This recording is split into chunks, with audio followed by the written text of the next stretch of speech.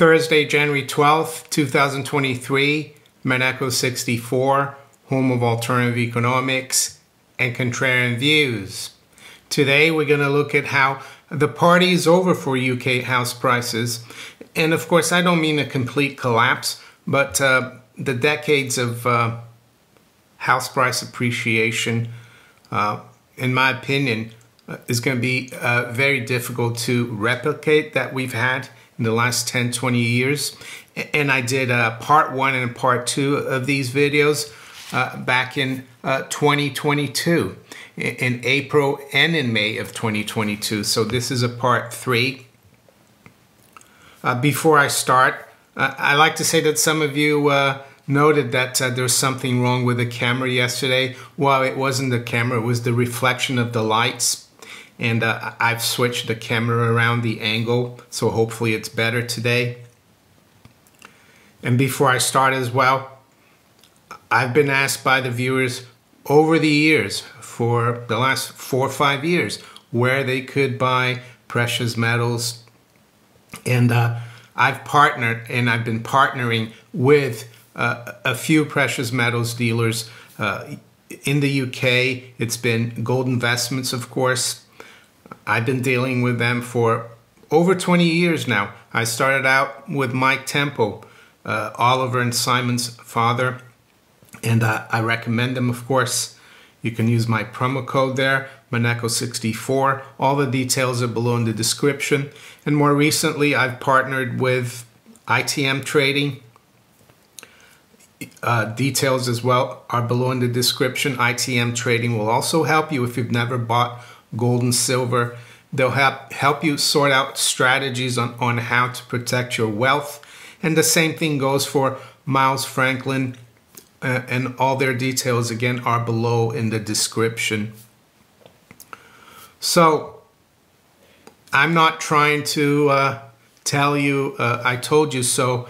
I'm just looking at charts and the fact that I worked in the bond markets for over 20 years, and the bond market and interest rates or bond yields are really important for the real estate or housing market.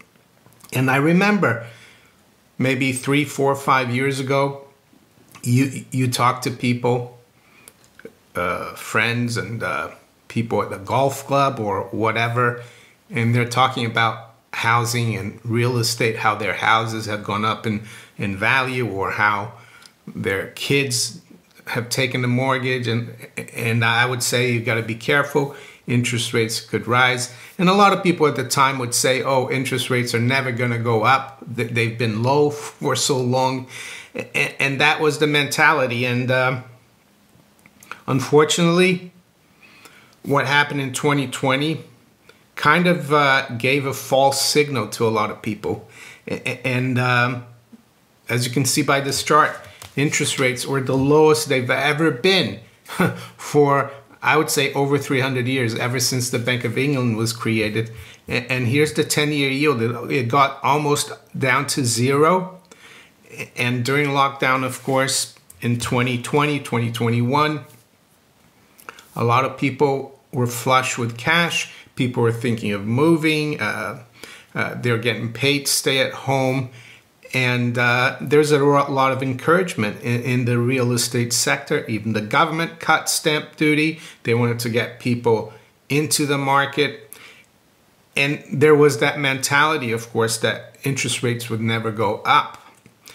And I started warning, of course, back in April of last year. And why did I do that? Well, because I could see that some important trend lines, as you can see here, were being broken in the 10-year yield.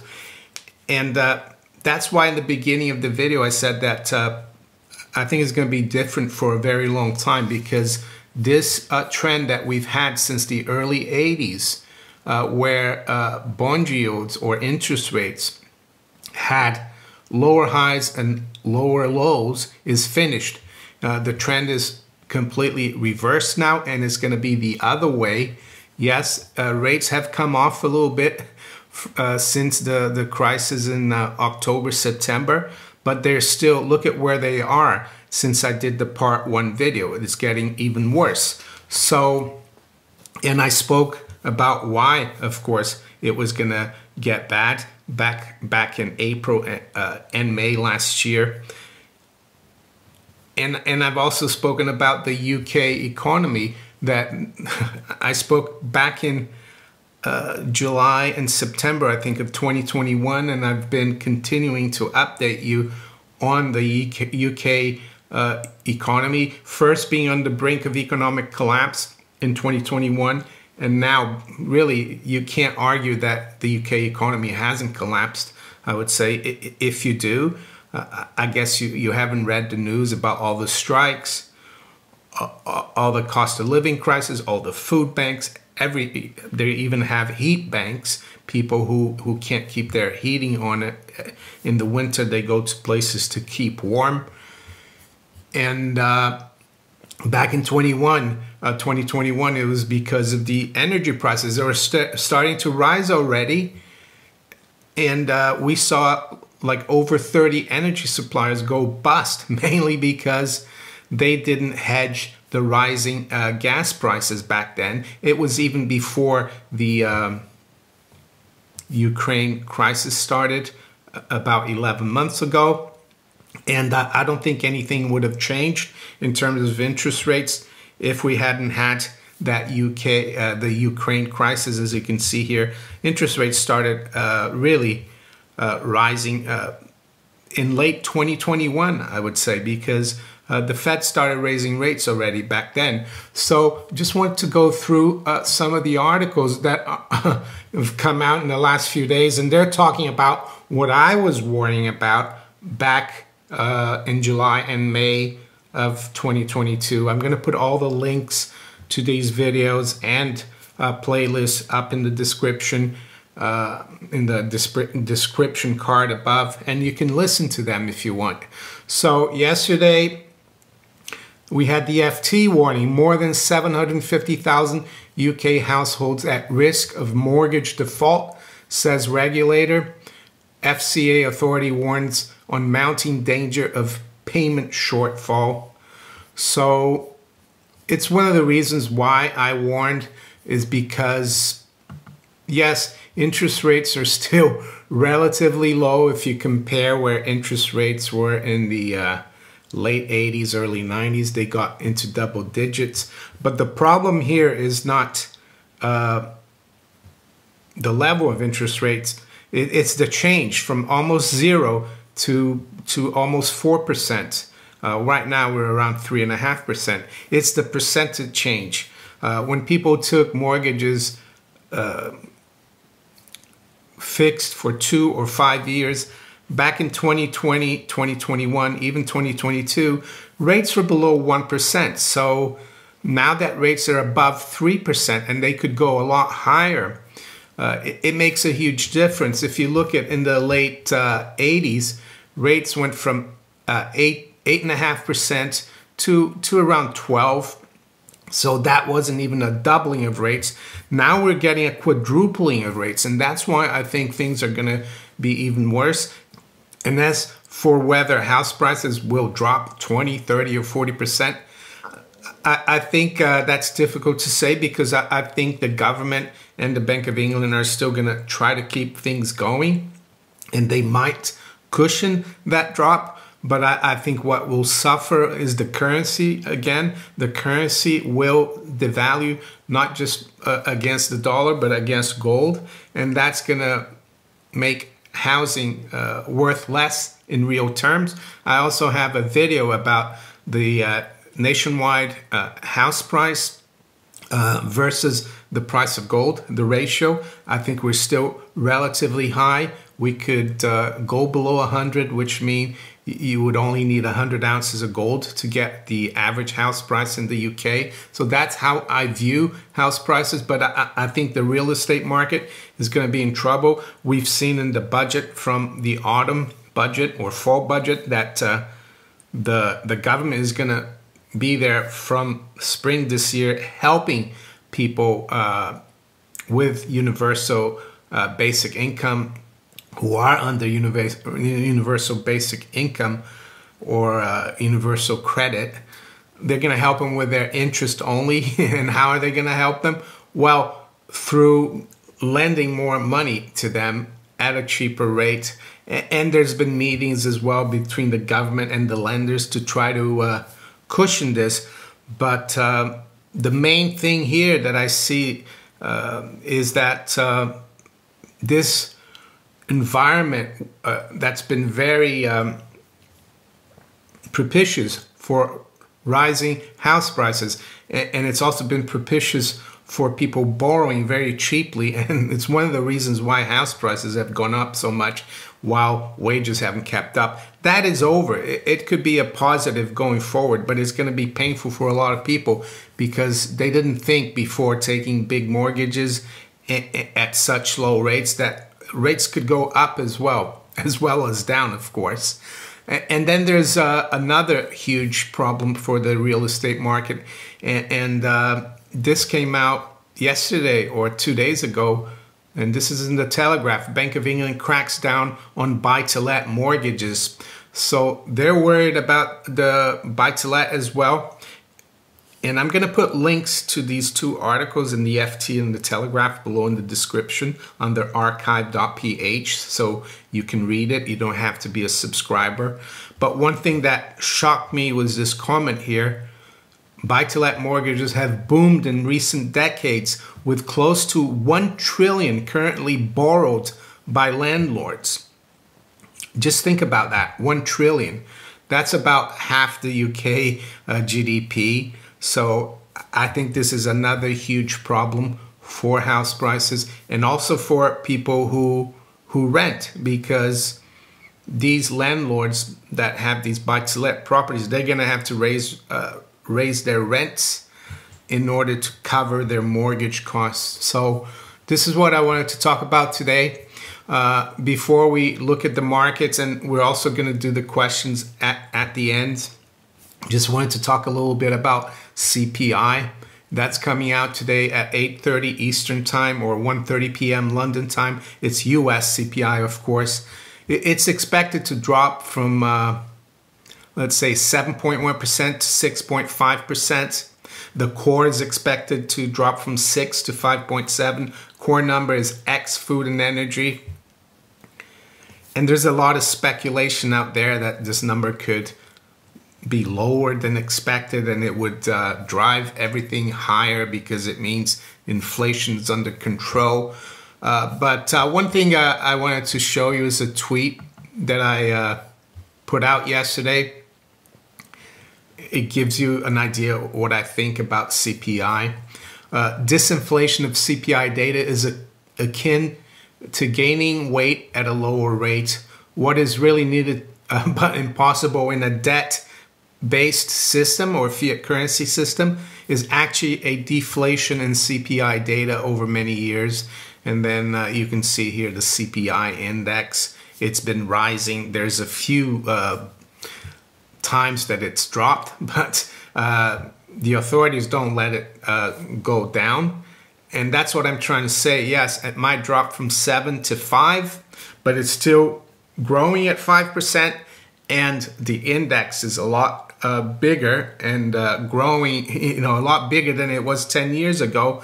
So your dollar or your pound or your euro is never ever gonna buy what it did 10, 20 years ago, and it's gonna get worse in the future. And that's why I keep stacking gold and silver, because they protect you against currency debasement. And you can see here that in this century, gold has risen just over 9% every year on average in all major currencies. So that's what I have to say about the CPI. Am I concerned about it? The market reaction? Yes, the market will move in the short term. There will be a lot of noise, but the trend is still the same, currency debasement. So let's quickly look at the markets here. It's 8:24 a.m. London time. We've got spot gold at 1882, is up about $7. High's been 85, low 74.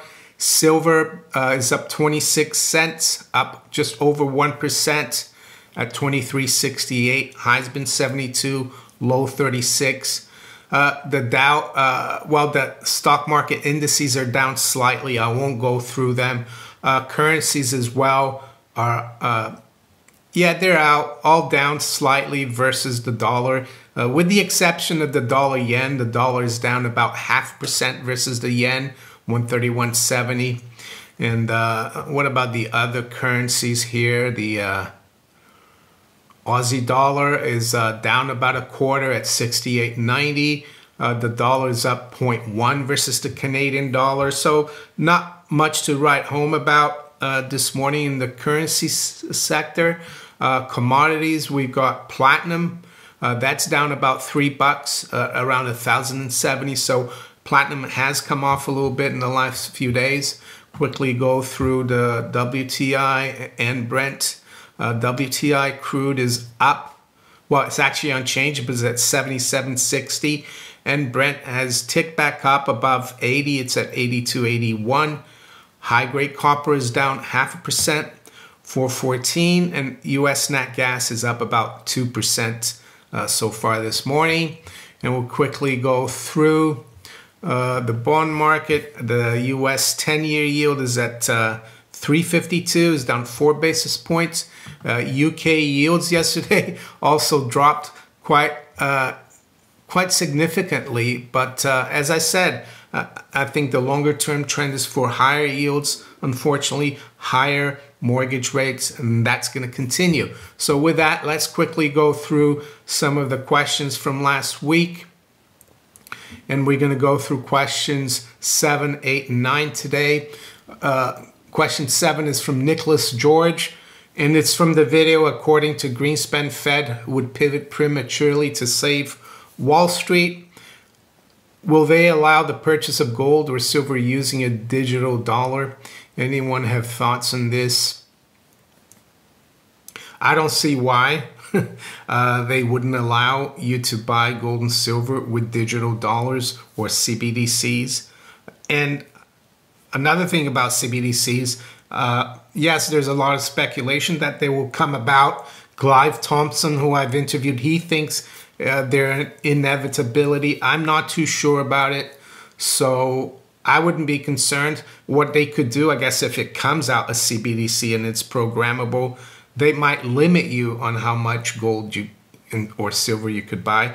And that's why I think it's more important than ever to do it right now, ahead of, if the CBDC comes to fruition. Question 8 is from the same video, and it's from Michael Lee Baca. Happy New Year. These past few days, watching my portfolio decline is very disheartening. Holding doesn't really profit much. Any idea how to earn better on the short run? Well, I would say the thing about portfolio of stocks or bonds is that you need to decide your time frame. If you're a long-term investor, like Warren Buffett, for example, you shouldn't worry about the price fluctuations of your portfolio. You should keep adding on to it, I would say. And I'm not telling you to invest here, but that's... and if you're a short-term trader, then that's completely different. Where could you earn some returns? And this is not financial advice. Well, right now, if you want to finance Uncle Sam, he's paying quite a bit for on 1 month and 3 month treasury bills, I think about 4%. So you could get some return from that. So there you go. Question 9 from last week. And it's from the video, This is What Would Happen in a Deflationary Collapse. It's from Wes Maros. To my understanding, this just proves how much we need an edge as investors, because playing the market like everyone else just isn't good enough. I've been quite unsure about investing in this current market, and at the same time, I feel it's best time to get started on the market. What are your thoughts?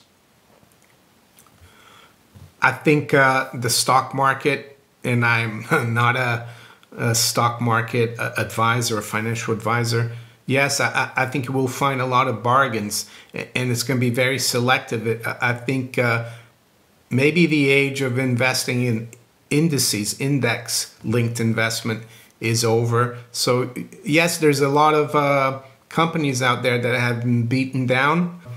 There's the old saying, I think it was one of the Rothschilds or JP Morgan said, and I'm not saying I like those guys, I'm just saying what they said, that the best time to jump in and invest is when there's blood on the streets, running in the streets, when everyone's selling. So that's what I have to say about that. And with that, I wish you all a great day. Take care. Bye.